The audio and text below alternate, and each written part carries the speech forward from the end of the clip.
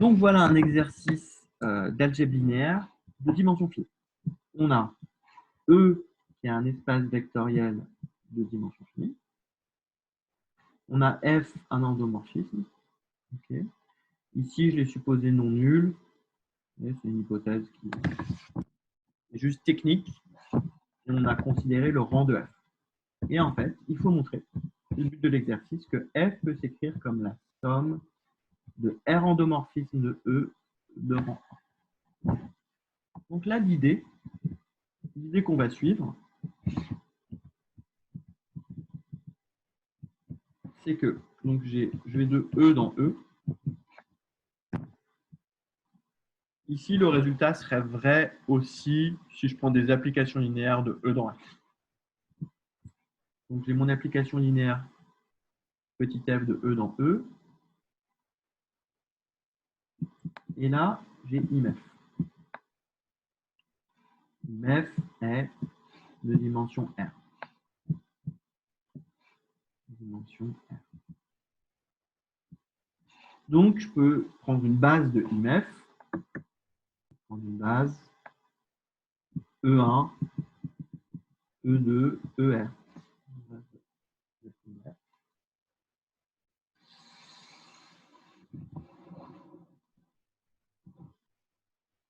Et alors, mon idée, mais j'ai l'impression qu'elle ne va pas marcher, donc on va peut-être faire ce qu'avait dit Raphaël. Mon idée, c'était de considérer l'application phi i qui va de E dans E et qui envoie tout le monde sur EI.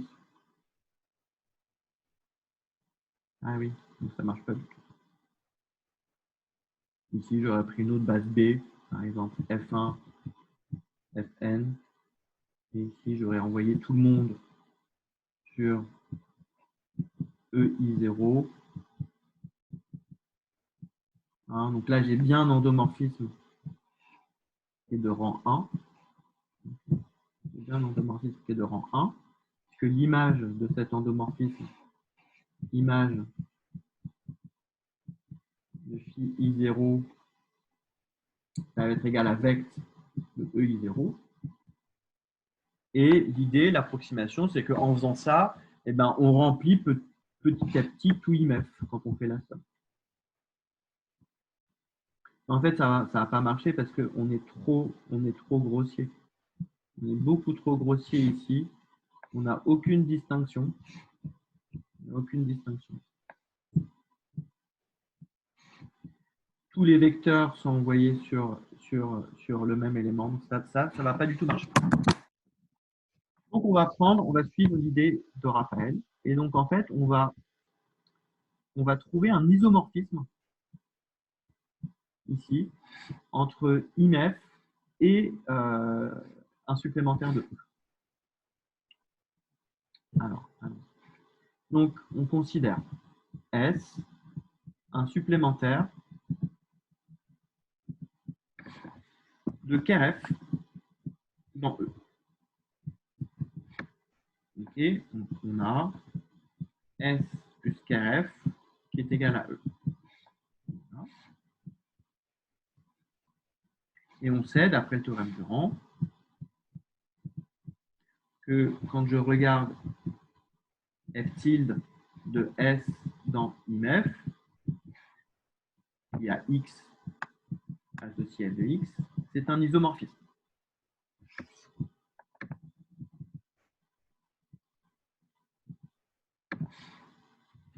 Et donc, je vais pouvoir prendre ici une base de IMF qui va correspondre à une base de S. Donc, on prend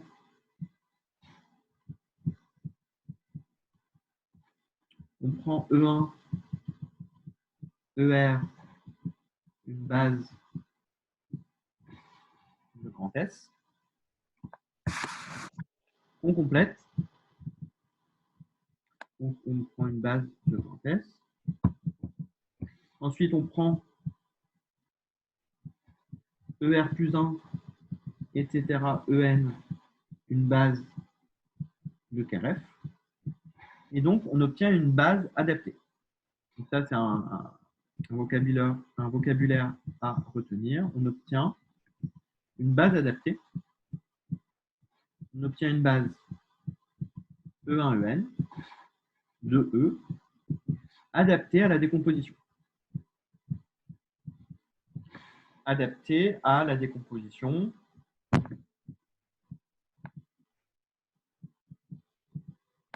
E est égal à KRF plus.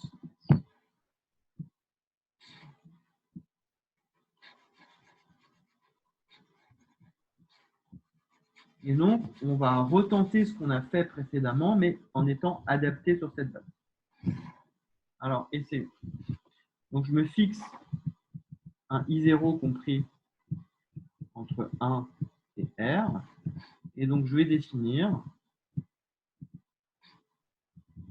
phi indice I0 de E dans E.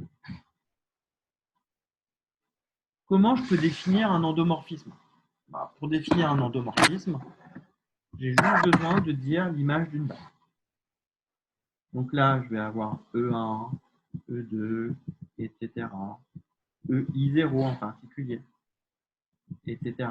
jusqu'à ER. Ensuite, donc ça, je vous rappelle, ça me fait une base de S. Et ensuite, j'ai d'autres vecteurs. Là. ER plus 1, etc. EN. Alors, pour ceux qui ont bien compris ce qui se passe, en vrai, je n'étais pas vraiment obligé de compléter ma base. Hein. J'aurais pu dire, je définis mon endomorphisme sur grand S en affectant à chacun des vecteurs de la base de grand S une valeur et en disant que sur le supplémentaire grand S de grand S KRF, je dis que ça vaut 0. Mais ici, c'est plus simple de l'exprimer comme ça. Et donc, en fait, à tous ces vecteurs-là, à E1, j'associe 0, à E2, j'associe 0, etc. Et en revanche, à EI0, EI0, je vais l'envoyer sur F de EI0. Alors là, je me pose une question. Qui m'assure que f de EI0 n'est pas égal à 0? Auquel cas, phi indice I0 ne serait pas de rang 1, mais serait tout simplement l'endomorphisme nul. Alors, qui veut répondre à cette question? Pourquoi je vais... Voilà, donc je définis phi 0 comme ça. Okay, j'ai une base, hein, je reprends juste ici. J'ai une base de E. Je dis combien je donne sur chaque vecteur. Bah, c'est pas compliqué, je mets 0 partout. Et pour phi et en EI0, bah, je mets f de EI0. Ça, a priori, c'est de rang inférieur ou égal à 1. Car on a image de phi I0. Je vous rappelle que ça va être égal, ça va être égal à vect ici de f de EI0. Okay. Alors, f est non nul. Oui, il y a Vincent qui me dit f est non nul. Okay. C'est pas suffisant parce que f est non nul, ça veut juste dire que f est non nul sur un vecteur. Mais on pourrait très bien avoir f est nul sur ce vecteur. Alors, Barthélémy, allez, je te donne la parole. Explique-nous pourquoi f de EI0 est non nul. Parce que EI0, c'est un vecteur de la base de S qui est un supplémentaire de ker F. Et du coup, nécessairement, elle est non nulle, enfin, elle est tout le temps non nulle sur S, parce que par définition, c'est un supplémentaire de ker F, et qu'elle s'annule que sur ker F. Du coup, forcément, elle ne peut pas être nulle sur un vecteur de la base de S. Merci. Coupez ton micro. C'est un peu vague comme réponse. Or, quand je regarde f restreint à S, c'est injectif. C'est plus simple de dire ça comme ça. Car, par exemple, le noyau de f restreint à S c'est le noyau de F restreint S. Et ici, c'est égal à 0. Donc, le noyau est nul, donc en particulier. Hein. Or, j'ai évidemment EI0 qui est non nul, car c'est un vecteur d'une base. Donc, on a bien F de EI0 qui est non nul. Et donc, le bilan de tout ça, c'est que le rang de phi I0 vaut. Voilà, et il nous reste à montrer maintenant que F est égal à la somme I variant de 1 à R des phi indiscis. Ben, on va le faire sur chacun des vecteurs de base. Il suffit là, c'est vraiment un réflexe. Il suffit de montrer que pour tout i appartenant, alors, ouais, je vais changer de lettre ici, je vais appeler cette lettre-là J. Pour tout j appartenant à un n,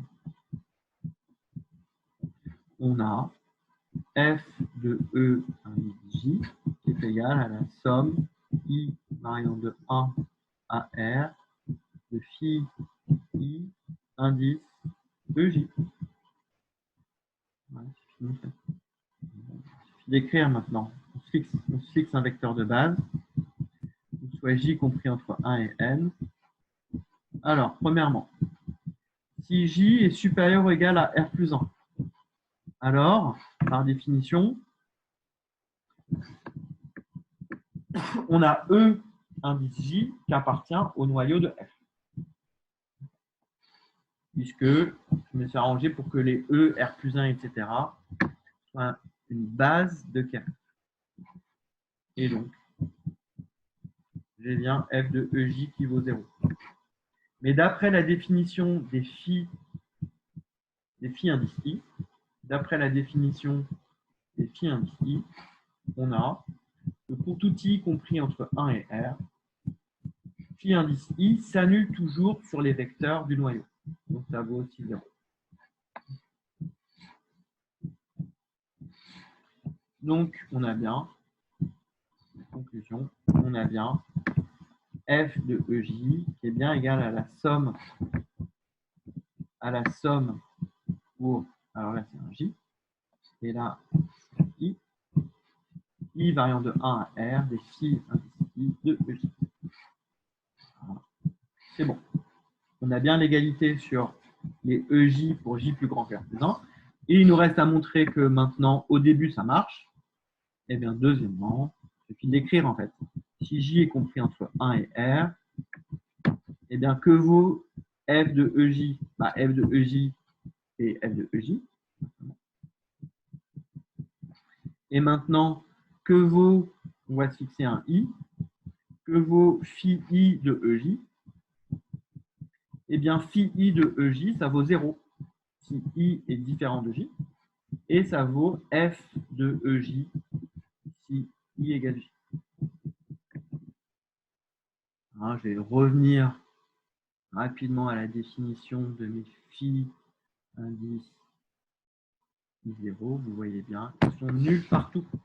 Et la seule possibilité, hein, j'ai bien, en revanche, hein, on voit bien ici, j'ai bien un phi I0 de EI0 qui est égal à f de EI0. Et partout ailleurs, ça fait ça. Donc, autrement dit, f I0 de EJ, ça fait 0 si J n'est pas égal à I0.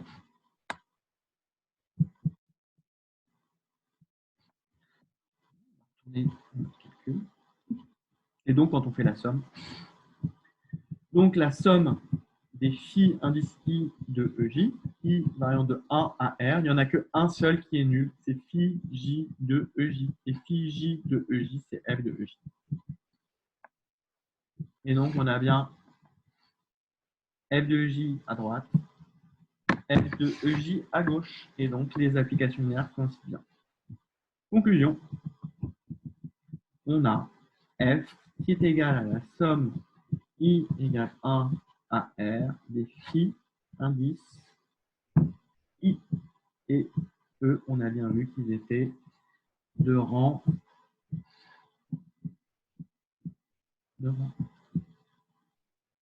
Voilà. Alors,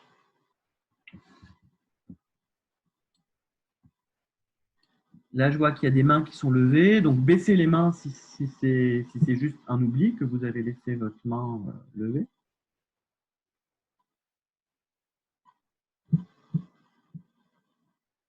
Ryan, je vois que tu as encore la main levée. Je t'écoute. Oui. Je ne sais pas si ça reviendrait à faire ce qu'on a fait, mais moi, j'avais résolu l'exercice, enfin, d'une manière un peu similaire, mais un peu différente. En fait, je m'étais donné une base de im de f. Ouais. C'est une famille libre, donc je peux la compléter en une base de e. Et j'avais défini R application phi i qui a un élément EI de la base de im renvoyé f de EI et qui a tous les autres éléments de la base que j'ai complétés pour créer une base de E renvoyé 0. Non, ça ne marche pas. Tu t'emmêles les pinceaux. Tu t'emmêles les pinceaux. Je t'explique pourquoi, rapidement. D'accord. Prends une base de IMF. Ouais. Ouais. Okay. Et je la complète en une base de E. Okay. Et ensuite, je fais F de EI, j'envoie F de EI sur F de EI. Alors, pardon, tu prends une application phi, pardon. Non, phi. Ouais. Tu prends ensuite phi indice I. Qu'est-ce qu'elle fait, ta phi indice I? Elle envoie EI sur F de EI. Si I appartient à un R. Non, si I est égal à I. Enfin, oui, oui, oui, pardon. Ouais. Ouais. Ça marche. Ça marche pas parce que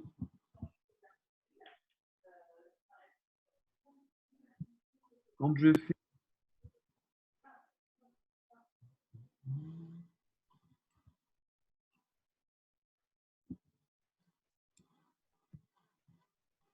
Ah, est-ce que ce serait pas parce que mon élément X, il peut admettre une décomposition sur les ER plus 1, EN, de R plus 1 jusqu'à EN?